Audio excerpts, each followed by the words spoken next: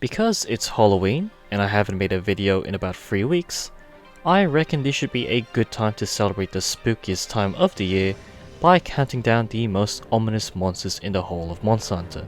It feels kinda late because I'm uploading this exactly on Halloween, and by tomorrow this video won't be relevant, but a bit of fun doesn't hurt anybody. So follow me down a horrifying path as we count down 5 of the most terrifying creatures to ever set foot in Monster Hunter. At number 5, before Malzeno made blood absorption cool, in Sunbreak, there's this guy, the Baruragaru, if I'm saying it right.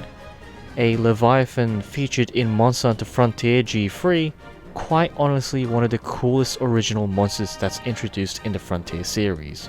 From its design alone, it uses a tongue to pierce through armor and monsters alike, and just suck out the essence and life out of its prey while it pins its weight down on them. A really deadly sight to see, and one that would be even more unsettling if it's updated and showcased in a more modern game.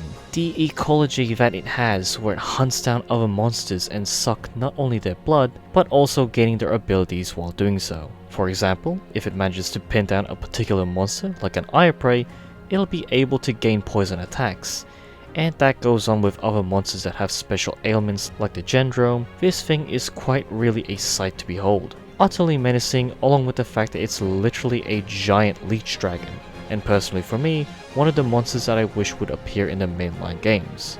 Just hope. At number 4 we got a very sickly looking elder dragon that somehow has an unhealthy symbiotic relationship with an awful disease in the rotten veil that causes effluvium. Just look at this thing. It manages to pull off a very misty, almost foggy appearance during its initial effluvium state, then as you go further during the fight, red flesh drapes over its body while striking greenish scales appear around it, and just observing this guy's face design too really gives the Vaal Hazak a unique look. It reminds me of those malformed fishes you see deep in the abyss while its almost dead yellow eyes glow out of place. One of the better new monsters to appear in the 5th generation, and is quite honestly one of my favorites in world. There aren't much monsters in the series that give off that undead vibe, but of course the Vaal Hazak isn't really dead, it's very much alive, but the general theme and atmosphere that this elder dragon gives off really puts it in place as this zombie-like walking abomination while also making it really dangerous. With that constant effluvium virus surrounding both itself and around the rotten veil, which really fits it. And oh god, you cannot talk about the Vaal Hazak without mentioning its theme song. Dear lord, it is one of the best theme songs in the whole of 5th generation, hands down. Just a beautiful piece of music to contrast a decaying and rotten monster. Right, speaking of my favorites, I gotta give number 3 to the Odogaron.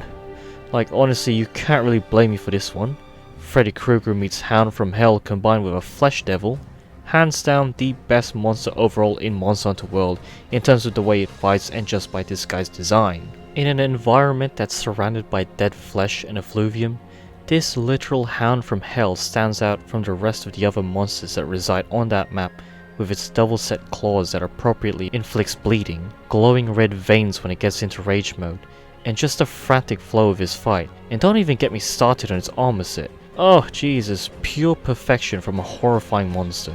When it comes to Halloween, I don't necessarily mean that the Odogaron is scary in any way, but it's just that aesthetic and look to the Odogaron that does it for me.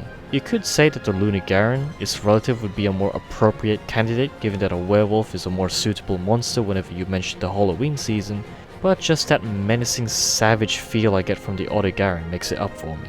Now, just missing the first place spot at number 2 comes the previously mentioned Malzeno. This is a no-brainer. An elder dragon that's inspired by the very creature that defines the Halloween season. This magnificent beast is a masterpiece when it comes to design and the way it fights. Already menacing on its own, the control of small parasites in the Curas gives the Malzeno its vampiric inspiration by absorbing life force from monsters and hunters alike, strengthening up itself to even more power and giving some of the most impressive and devastating attacks seen in Sunbreak. The frantic chaos in trying to deal the Malzeno is a pulsating and blood-pounding fight to experience. And not just in the way that the Malzeno acts and behaves. This motherfucker is at the top of the table at the Citadel. You've got two other monsters in the Odogaron and the Garon Golem that's also inspired by iconic western monsters, and the Malzeno rightfully puts both of the two monsters in their place. In both power and presence, the vampire dragon rightfully places himself as the most terrific thing to reside in that ominous castle in the Citadel. Going by theme and motive alone, that vampire feel that the devs were trying to go for really hits on target for this monster, from the theme song and the design of the Malzeno. And I've said this before and I'll say it again, it would have made sense if Sunbreak released somewhere in the middle of October, and of course we wouldn't be able to play the game up until now, so at least there's that. But the whole inspiration for Sunbreak as a whole would have made for a perfect Halloween game, and the Malzeno would be the perfect mascot when it comes to that. Thus, lastly, coming in as the most terrifying monster in all of Monster Hunter is the bone-veiled, turquoise glowing dread of the abyss, the Nakarkos. A massive squid-like monstrosity that at first may seem like another regular slow creature that covers you with blue-like mucus, but once you start rolling around that bone arena, you will soon find out that this thing is one of the most unsettling monsters in the whole series. That is a lot of bones. A lot of bones in a map that's literally called the Wyvern's End. The Nakarkos itself hunts down powerful monsters, then using their bones as not only armor, but furniture and home accessories for its own humble abode. Two massive tentacles that use a skull and bone like some morbid puppeteer do most of the work in attacking the hunter, and that mucus that this thing uses doesn't really help matters. Coating prey makes it easier for the Nakarkos to add another collection of bones to its lair, and on top of the fact that it hunts down other apex monsters like the Legeicris and the Sideus, puts it on top as the most horrifying thing in all of Monster Hunter. Of course, this list is my personal opinion on the most unsettling monster in the franchise, but do let me know who you think should deserve that title. Please leave your thoughts and ideas on who that would be down below. If you enjoyed this video, please do leave a like at the end, and until next time, I hope you have a horrifying night.